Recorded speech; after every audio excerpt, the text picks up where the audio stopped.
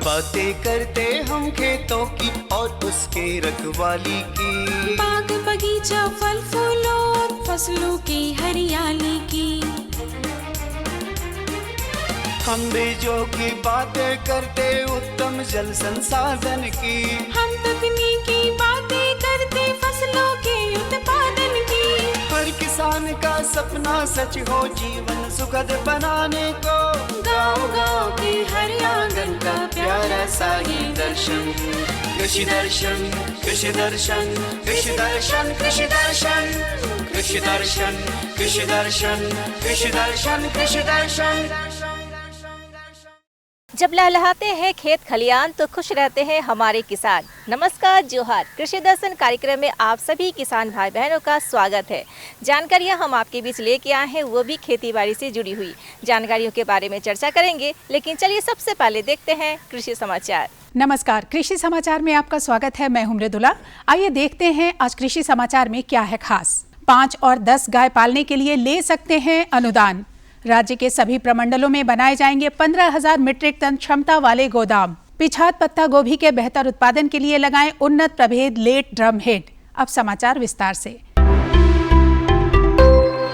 रांची जिला में गोपालक के विकास के लिए मुख्यमंत्री पशुधन विकास योजना चलाई जा रही है। इस योजना के तहत 5 गाय और 10 गायों की मिनी डेयरी की स्थापना कर सकते हैं। इसके लिए ST/SC और दुग्ध सहकारी समिति को 75% और अन्य श्रेणी के लाभुक को 50% अनुदान दिया जाएगा। इस योजना से लाभ लेने के लिए जिला गव्य विकास कार्यालय रांची में आवेदन दे सकते हैं। सरकार की ओर से राज्य के सभी प्रमंडलों में 15,000 मीट्रिक टन क्षमता वाले गोदाम बनाने की योजना है। खाद्य आपूर्ति श्रृंखला को सुचारू बनाए रखने के लिए यह योजना बनाई गई है। पिछले साल 1,000 मीट्रिक टन क्षमता की 32 खाद्य गोदामों के निर्माण की स्वीकृति प्रदान की गई है। साथ ही हर गोदाम निर्माण के लिए 1 करोड़ 18 लाख रुपए दिए गए हैं। मटर फसल में पाउडरी मिल्ड्यू रोग से बचाव के लिए सल्फेक्स दवा का उपयोग करें, जबकि फलीछेदक कीटों की रोकथाम के लिए फेम नामक दवा से घोल बनाकर फसल पर छिड़काव करें। मटर फसल में पाउडरी मिल्ड्यू रोग लग जाए तो पत्तियों, फलियों और तना पर सफेद चूर्ण दिखाई पड़ता है। पत्तियों, तने और फलियों पर पीले गोल या लंबे धब्बे पाए जाते हैं, जो चूर्ण की तरह हल्के भूरे रंग के होते हैं। जबकि फली छेदक कीट हरे फलियों को छेद करके उनके दानों को खा जाते हैं। इस रोग और कीट के नियंत्रण के संबंध में आइए जानते हैं कृषि विशेषज्ञ से। किसान भाई, अभी जो है मटर की खेती लगाए हैं तो उसमें सबसे ज़्यादा जो आक्रमण होता है वो है हम लोग देखते हैं पाउडरी मिल्ड्यू का है। पाउडरी मिल्ड्यू अगर आक्रमण हो रहा है तो 80% जो है सल्फेक्स नाम से दवा आता है, 3 ग्राम पर लीटर पानी में घोल बना के उसका अगर छिड़काव कर दें तो अपनी फसलों को पाउडरी मिल्ड्यू से बचा सकते हैं। इसके साथ साथ अगर कीटों का आक्रमण होता है तो फ्लुवेंडामाइड फेम के नाम से जो आती है दवा, उसका 4 लीटर पानी में 1 ml की दर से घोल बना के उसका छिड़काव कर सकते हैं। तो फली छेदक कीटों से भी आप अपनी फसल को सुरक्षा दे सकते हैं। राज्य के जो किसान पत्ता गोभी की पिछात खेती करना चाहते हैं वे वर्तमान तिथि से लेकर दिसंबर तक फसल लगा सकते हैं। पिछात पत्ता गोभी के बेहतर उत्पादन के लिए अनुशंसित उन्नत प्रभेद लेट ड्रम हेड या सव्याय कैबेज लगाएं। पत्ता गोभी की बुआई में 800 ग्राम बीज प्रति हेक्टेयर की दर से लगाएं। बुआई में कतारों के बीच 60 सेंटीमीटर और पौधों के बीच 45 सेंटीमीटर की दूरी रखें। पिछात पत्ता गोभी से ज्यादा उत्पादन के लिए झारखंड के लिए अनुशंसित उन्नत प्रभेद लेट ड्रम हेड या सव्याय कैबेज की उत्पादन क्षमता 200 से 250 क्विंटल प्रति हेक्टेयर है।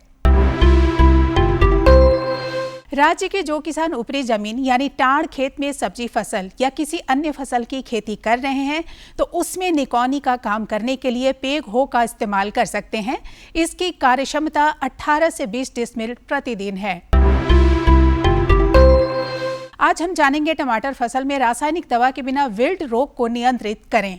टमाटर फसल में लगने वाले कई कीट और रोगों का उपचार बिना दवाइयों के भी हो सकता है। जैसे टमाटर पौधों की पत्तियां विल्ट रोग से ग्रस्त हो तो विल्ट ग्रस्त सभी पत्तियों को तोड़कर जमा कर लें और उसे खेत से दूर ले जाकर जला दें।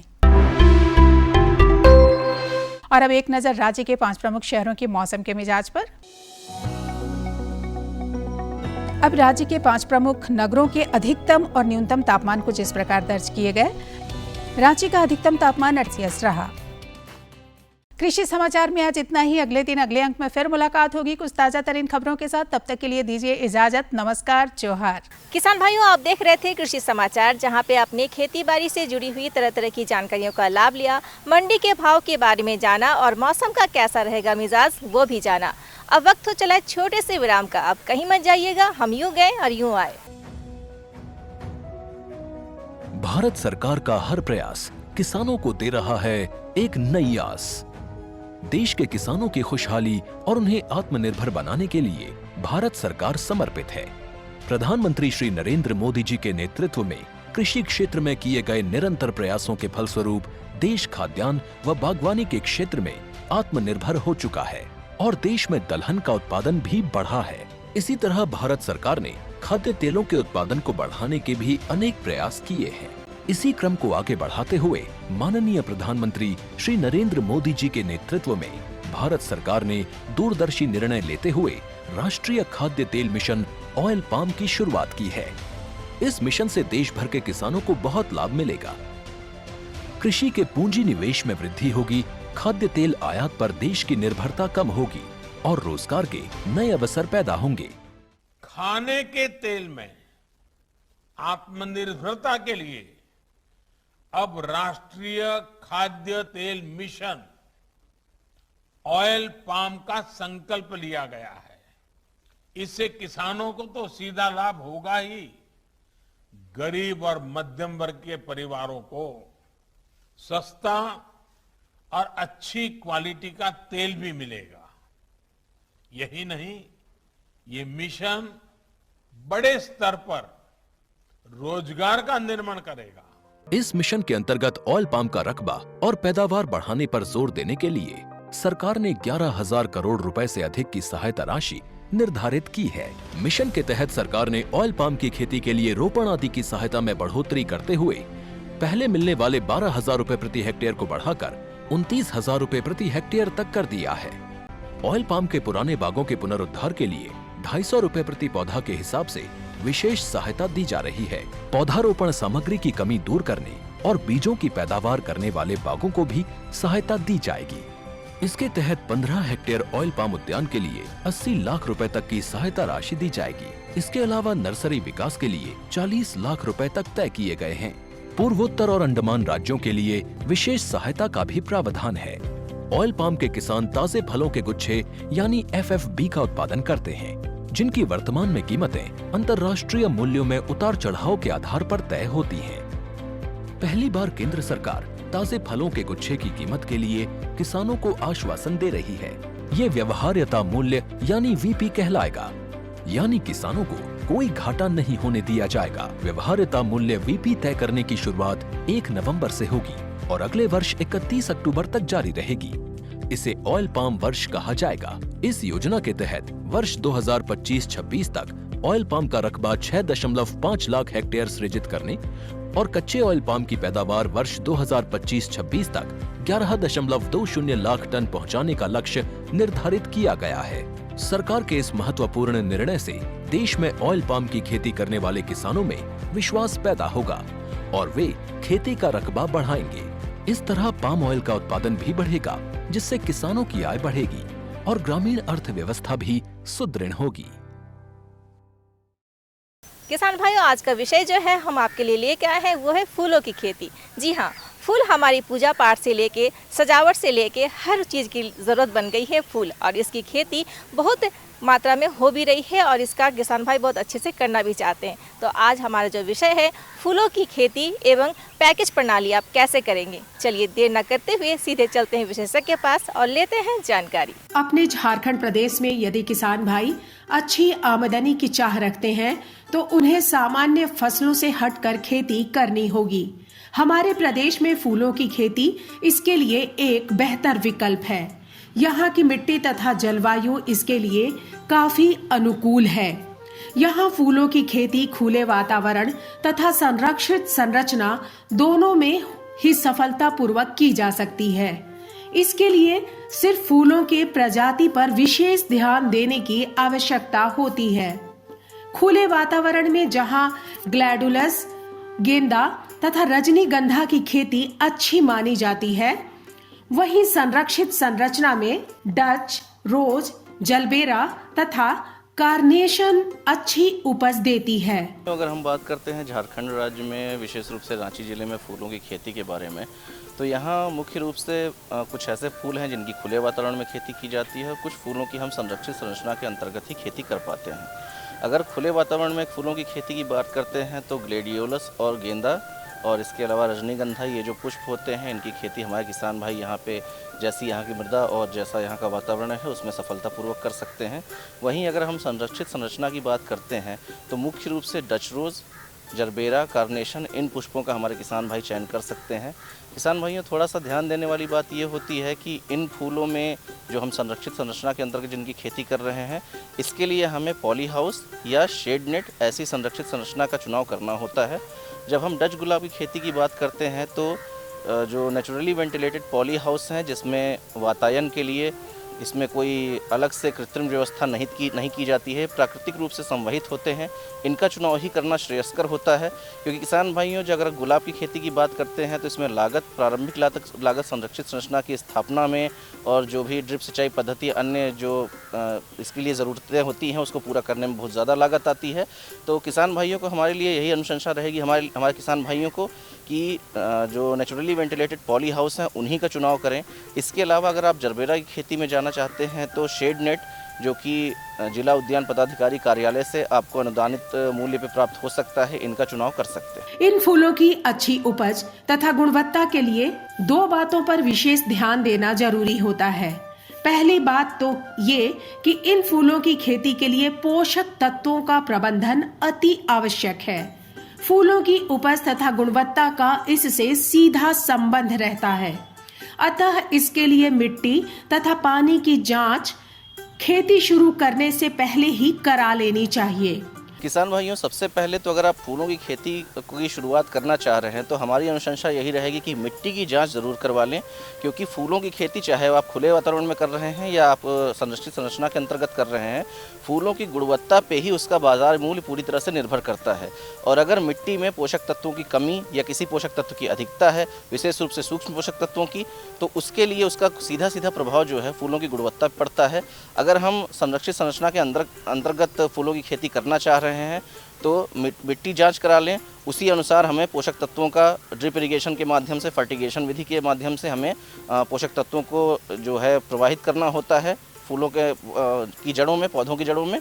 और इसके अलावा पानी की उपलब्धता ज़रूर सुनिश्चित कर लें। विशेष रूप से अगर हम गुलाब की खेती की बात करते हैं तो लगभग 800 से 1000 मिलीलीटर, लगभग 1 लीटर पानी प्रति पौधे को प्रतिदिन आवश्यकता होती है। तो इस बात से आप समझ सकते हैं कि पानी की कितनी आवश्यकता फूलों की खेती में पड़ती है। उसकी गुणवत्ता भी इस पर पूरी तरह से निर्भर करती है कि उनमें सिंचाई की जो पद्धति है, सिंचाई जल की जो गुणवत्ता है वो किस प्रकार है। यदि संभव हो तो सिंचाई के जल की भी आप जाँच करा लें। उसमें भी कई बार ऐसा होता है किसी न किसी तत्व की अधिकता पाई जाती है जिससे जो हमारे फूलों की गुणवत्ता है वो प्रभावित होती है। तो और इसके साथ ही साथ पॉली हाउस से पहले आप उसमें ये जरूर सुनिश्चित कर दें कि पानी की व्यवस्था हमारे पास पर्याप्त मात्रा में हो, विशेष रूप से अगर हम गुलाब की खेती की बात कर रहे हैं तो। किसान भाइयों, अपने प्रदेश में खुले वातावरण के लिए गेंदा और ग्लैडुलस की खेती सफलतापूर्वक की जा सकती है। यदि गेंदा की बात की जाए तो इसके लिए इसकी कुछ प्रजातियां यहाँ बेहतर उपज देती हैं। पूसा बसंती, पूसा बहार, अर्का बंगार 2, अफ्रीकी गेंदा तथा हजारा गेंदा इनमें से एक है। किसान भाइयों, अगर हम खुले वातावरण में झारखंड राज्य में फूलों की खेती की बात करते हैं तो जैसा हमने बताया कि गेंदा और ग्लेडियोलस ये फूल ऐसे हैं जिसकी बहुत ही सरलता से किसान भाई हमारे इसकी खेती की शुरुआत कर सकते हैं। विशेष रूप से अगर हम गेंदा की बात करते हैं तो इसकी खेती बहुत ही सरल होती है। अन्य पुष्पों की अपेक्षा इसकी खेती सस्ती होती है। इसके लिए अगर हम प्रजातियों की बात करें तो हमारे भारतीय कृषि अनुसंधान संस्थान नई दिल्ली द्वारा बहुत सारी प्रजातियाँ जैसे कि पूसा बसंती गेंदा, पूसा नारंगी गेंदा, पूसा बहार गेंदा, ये प्रजातियाँ विकसित की गई हैं। इसी के साथ साथ IIHR बेंगलोर जो हमारा संस्थान है उसके द्वारा अर्का बंगारा 2 ये प्रजातियां प्रमुख रूप से विकसित की गई हैं, जो कि हमारे किसान भाई अफ्रीकी गेंदा की जिससे माला बनती है उसके खेती के लिए, उसके उत्पादन के लिए इसका चुनाव कर सकते हैं। किसान भाइयों, फूलों की खेती में फूलों की अच्छी पैदावार में खेतों की अहम भूमिका होती है, अतः इसकी तैयारी में कोई कसर नहीं छोड़नी चाहिए। इसके लिए आवश्यक है कि खेतों की अच्छी तैयारी करके उनमें बेड बना ली जाए। फिर हजारा गेंदा की रोपाई के वक्त कतार से कतार की दूरी 60 सेंटीमीटर तथा पौधों से पौधों की दूरी 45 सेंटीमीटर बनाकर रखें। खेत की तैयारी में अच्छे से खेत को तैयार करके उसका बेड बना दें। अगर आप जब हजारा गेंदा लगाने की बात करते हैं तो 2 लाइनों के बीच में 60 सेंटीमीटर की दूरी रखते हैं और 2 पौधों के बीच में कम से कम 45 सेंटीमीटर की दूरी मेंटेन करते हुए इसकी हमको ट्रांसप्लांटिंग करनी होती है। किसान भाइयों, थोड़ा सा ये ध्यान देने की ज़रूरत होती है कि गेंदे की खेती की अगर बात करते हैं तो इसमें पिंचिंग एक महत्वपूर्ण जो प्रक्रिया होती है जिससे हमारे फूलों की संख्या और शाखाओं की संख्या इसमें बढ़ती है।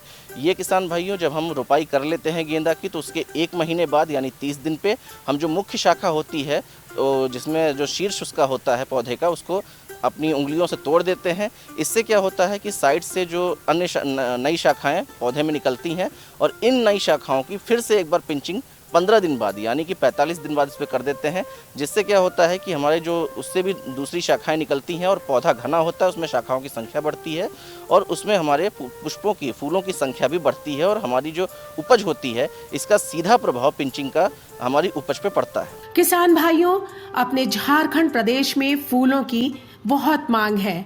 यहाँ का वातावरण भी इसकी खेती के लिए काफी अनुकूल है, अतः फूलों की खेती कर किसान भाई इसमें सफलता हासिल कर सकते हैं और अपनी आमदनी सुदृढ़ कर सकते हैं। अगली जो हमारी विषय है वो है पशुओं में परजीवी रोग एवं उनके उपचार आप कैसे करेंगे। तो चलिए लेते हैं जानकारी विशेषज्ञ से। परजीवी का आशय यहाँ उन जीवों से है जो अपने भोजन के लिए पशुओं के शरीर में आश्रय लेते हैं और उनके ही शरीर से भोजन ग्रहण कर उन्हीं के शरीर को हानि पहुंचाते हैं। ये परजीवी वस्तुतः 2 प्रकार के होते हैं। पहला बाहरी परजीवी तथा दूसरा आंतरिक परजीवी। बाहरी परजीवी पशुओं के बाहरी भाग जैसे चमड़ी में अपना ठिकाना बनाते हैं। दूसरी तरफ आंतरिक परजीवी शरीर के भीतरी अंगों में आश्रय लेकर उन्हें हानि पहुंचाते हैं। जैसे कि पशुधन में अगर हमको उसकी क्षमता के अनुसार उत्पादन लेना है, जितना हम नस्ली क्षमता के अनुसार अगर उत्पादन लेना है तो निश्चित तौर पे हमको परजीवी पर भी ध्यान रखने की ज़रूरत पड़ती है। तो परजीवी मतलब होता है कि ऐसे प्राणी जो दूसरे पर आश्रित रहते हैं, भोजन के लिए दूसरे पर आश्रित रहते हैं और जिस पर आश्रित रहते हैं उसमें कोई ना कोई स्वास्थ्य पर या आर्थिक हानि पहुंचाते हैं, तो उस तरह के प्राणियों को हम लोग परजीवी कहते हैं। मतलब भोजन के लिए दूसरे पर आश्रित रहें और जिस पर आश्रित है उस पर वो अपना माने उस पर उसको जानवर को उससे हानि होती है, तो उन सबों को हम लोग परजीवी के नाम पे जानते हैं। तो परजीवी जो है हमारे पशुओं में जो पाए जाने वाले परजीवी हैं, इन सबों को हम लोग 2 भागों में विभक्त करके समझ सकते हैं। जैसे जो परजीवी पशुओं के बाहरी भागों में पाए जाते हैं, जैसे चमड़े में पाए जाते हैं या आसपास के जो शरीर के बाहरी भागों में पाए जाते हैं, उन सबों को हम लोग बाहरी परजीवी एक्सटर्नल पैरासाइट के नाम पर जानते हैं। और कुछ परजीवी ऐसे होते हैं जो शरीर के अंदरूनी भागों में पाए जाते हैं, तो उन परजीवियों को हम लोग आंतरिक परजीवी या इंटरनल पैरासाइट्स के नाम पे जानते हैं। दोनों ही प्रकार के परजीवी पशुओं को हानि पहुंचाते हैं, जिससे उनकी उत्पादन क्षमता पर बहुत असर पड़ता है। इसके अलावा कई प्रकार के जो रोग हैं उन सबों को भी एक स्वस्थ पशु तक पहुंचाते हैं, जिससे कि किसान भाइयों को बहुत हानि होती है। पशुपालक भाइयों, बाहरी परजीवी में जो पशुओं को बाहरी शरीर पर आक्रमण कर उनकी उत्पादन क्षमता को प्रभावित करते हैं वे हैं किलमी, जिसे हम लाइस के नाम से भी जानते हैं। इसके अलावा चमोकन, माइट्स, फफूंदी आदि ये गाय, बकरी, सूकर जैसे पशुओं के उत्पादन को घटाते हैं। जैसे अगर बाहरी परजीवी की बात करें तो बाहरी परजीवी में मुख्य रूप से जैसे किलनी, जिसको जू या लाइस कहते हैं, जो यहाँ के भाषा में ढीला भी बोलते हैं, चमोकन है, माइट्स हैं, फफूंदी हैं, इस तरह के जो बाहरी परजीवी हैं ये पशुओं को बहुत ही उसके पशुओं के उत्पादन को काफ़ी प्रभावित करते हैं। तो किसान भाई विशेष करके हम तीनों तरह जैसे गाय, भैंस, भेड़, बकरी, सूअर, इस तरह के सभी पशुएं इससे प्रभावित होते हैं बाहरी परजीवी से। और अभी जैसे ठंड का मौसम है, विशेष करके बात करें तो अभी किलनी की संख्या, जो चमोकन की संख्या काफ़ी बढ़ जाती है। साथ साथ जू की संख्या भी बढ़ जाती है, लाइस जो कह रहे हैं उनकी भी संख्या काफ़ी बढ़ जाती है, जिससे पशुएं काफ़ी चिड़चिड़े रहते हैं। उनमें कई तरह के रोगों का एक दूसरे जगह पे आदान प्रदान होता है, तो इससे उनकी उत्पादन क्षमता काफ़ी बढ़ती है, माने घट जाती है। किसान भाइयों, चूंकि ये परजीवी पशुओं के स्वास्थ्य पर बुरा असर डालते हैं, इसलिए ये अति आवश्यक है कि दवा का प्रयोग कर तुरंत इन पर अंकुश लगाया जाए। कृमि के प्रकोप से पशुओं को बचाने के लिए कई तरह की दवाइयाँ जैसे टैक्टिक, ड्यूटोक, क्लेवर उपलब्ध हैं। इन सबों के निदान के लिए आप छोटी छोटी उपाय अगर करें, जैसे पशुओं में अगर ख़ास तौर से आप जू देख पा रहे हैं, जो ढीला के नाम पे समझ रहे हैं, या किलनी देख पा रहे हैं, तो उनको भगाने के लिए तो सबसे पहले बाहर से लगाने वाले दवाइयों का हमको व्यवहार करना चाहिए। जैसे आप मार्केट में कई तरह के ये पे उपलब्ध हैं, कई ब्रांड नेम से भी उपलब्ध हैं, जैसे टैक्टिक, बुटॉक्स, क्लीनर, इस तरह के नाम हैं। उन सबों का दवा का 3 से 4 ml प्रति लीटर का घोल के हिसाब से अगर आप बनाते, पानी में घोल बनाते हैं और पूरे शरीर में उस घोल को लगाते हैं, तो जो बाहर में रहने वाले जो परजीवी हैं ये या तो मर जाते हैं या शरीर छोड़ के भाग जाते हैं। इस तरह के दवाओं का आप उपाय कर सकते हैं। गांव वाले में अक्सर आप देखे होंगे, बहुत पुराने समय से चलते आ रहा है, ग्रामवासी इसको करंज या नीम तेल का भी उपयोग करते हैं। तो करंज तेल के साथ में उसकी जो काम करने की क्षमता है उसको हम बढ़ाने के लिए थोड़ा उसमें कपूर की मात्रा और गंधक को अगर मिला दें थोड़ी मात्रा पे, तो ये काफ़ी अच्छा कारगर रहता है। और जैसे जितना जो खाली केवल नीम तेल या करंज तेल जितना काम करता है, उससे कहीं अधिक कारगर आप इसको पा सकते हैं। किसान भाइयों, मैं और थोड़ा जैसे ये सभी जो विशेष करके चमोकन, जिसको टिक्स के नाम पे कहते हैं, ये कई घातक बीमारियों के भी एक दूसरे से अलग, एक बीमार जानवर से दूसरे जानवरों तक पहुंचाते हैं।